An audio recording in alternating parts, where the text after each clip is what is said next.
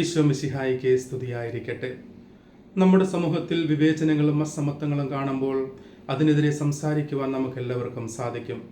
എന്നാൽ സംസാരിക്കുന്നവരായി മാറാതെ നമ്മുടെ ആത്മാർത്ഥമായ പരിശ്രമങ്ങൾ പ്രവൃത്തിയിലൂടെ പ്രാവർത്തികമാക്കുമ്പോൾ മാത്രമാണ് നാം എല്ലാവരും നമ്മുടെ സമൂഹത്തിൽ നിലനിൽക്കുന്ന വിവേചനങ്ങൾ ഇല്ലാതാക്കുവാൻ ആത്മാർത്ഥമായി പരിശ്രമിക്കുന്നവരായി മാറുന്നുള്ളൂ.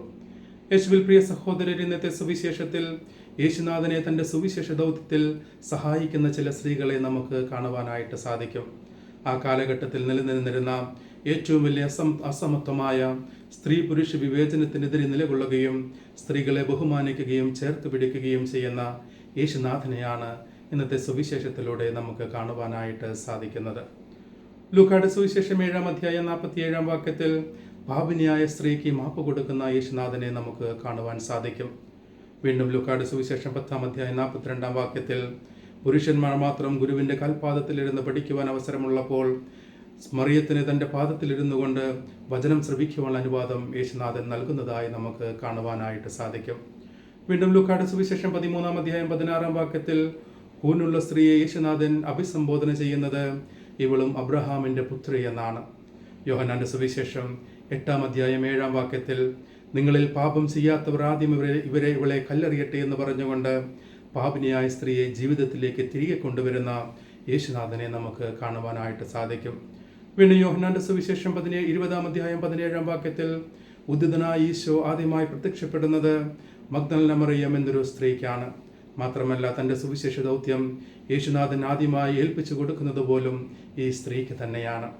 ഈ വചനഭാഗങ്ങളെല്ലാം നമ്മെ ഓർമ്മിപ്പിക്കുന്നത് സ്ത്രീ പുരുഷ വിവേചനമില്ലാതാക്കുവാൻ സ്ത്രീക്ക് പ്രാധാന്യം നൽകുന്ന ഒരു യേശുനാഥനെയാണ് നമുക്ക് കാണുവാനായിട്ട് സാധിക്കുന്നത്.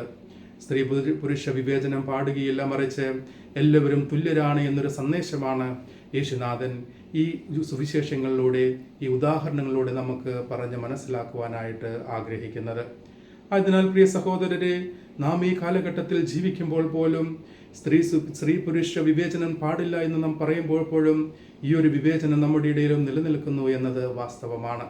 സ്ത്രീകൾ സുരക്ഷിതരല്ലാതായി തീരുന്നതും സ്ത്രീകൾ ആക്രമിക്കപ്പെടുന്നതും അവരെ ബഹുമാനിക്കുന്നതിൽ, അവരെ പരിഗണിക്കുന്നതിൽ നാം വീഴ്ച വരുത്തുന്നതുമെല്ലാം ഈ ഒരു സ്ത്രീ പുരുഷ വിവേചനം നമ്മുടെ സമൂഹത്തിലും ഇന്നും നിലനിൽക്കുന്നു എന്നതുകൊണ്ട് തന്നെയാണ്.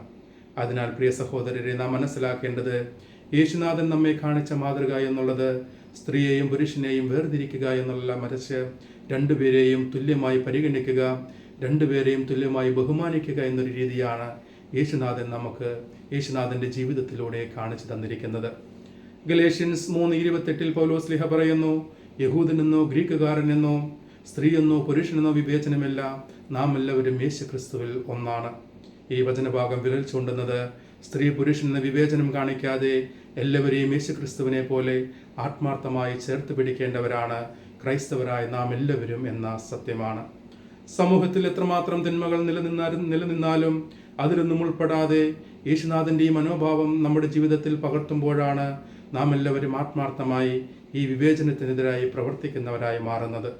അതിനാൽ പ്രിയ സഹോദരരെ, സമൂഹത്തിൽ എല്ലാവരും ചെയ്യുന്നത് പോലെ, സ്ത്രീകളെ വിവേചിക്കുന്നത് പോലെ ക്രൈസ്തവരായ നാം സ്ത്രീകളെ വിവേചിച്ച് കാണാതെ യേശുനാഥനെ പോലെ അവരെ ബഹുമാനിക്കുന്നവരും പരിഗണിക്കുന്നവരായി മാറുവാൻ നമുക്ക് ആത്മാർത്ഥമായി പരിശ്രമിക്കാം. ദൈവം നമ്മെ എല്ലാവരെയും സമൃദ്ധമായി അനുഗ്രഹിക്കട്ടെ.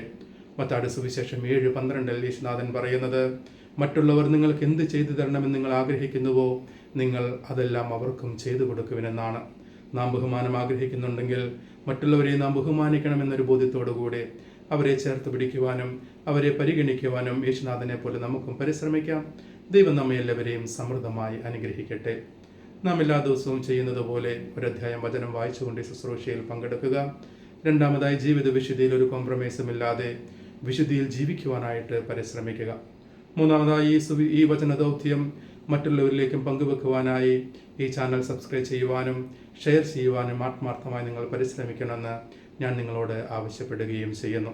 ഇന്നത്തെ സുവിശേഷത്തിൻ്റെ വെളിച്ചത്തിൽ ജീവിക്കുവാൻ പരിശുദ്ധമ്മയോട് ചേർന്നുകൊണ്ട് ഒരു രഹസ്യം ജപമാല ചൊല്ലി നമുക്ക് പ്രാർത്ഥിക്കാം. നമ്മുടെ എല്ലാ ആവശ്യങ്ങളും ആഗ്രഹങ്ങളും കർത്താവിന് സമർപ്പിച്ചുകൊണ്ട് കർത്താവിൻ്റെ ആശീർവാദത്തിനായി നമുക്ക് നമ്മെ തന്നെ ഒരുക്കാം. കർത്താവ് അനുഗ്രഹിക്കുകയും പരിപാലിക്കുകയും ചെയ്യട്ടെ. കർത്താവ് കരുണയായിരിക്കും പ്രസാദിക്കുകയും ചെയ്യട്ടെ. കർത്താവ് കരുണാപൂർവ്വം കടാക്ഷിച്ച് നിങ്ങൾക്ക് സമാധാനം നൽകട്ടെ, ഇപ്പോഴും എപ്പോഴും എന്നേക്കും. ആമേൻ. ദൈവം നമ്മെ എല്ലാവരെയും സമൃദ്ധമായി അനുഗ്രഹിക്കട്ടെ.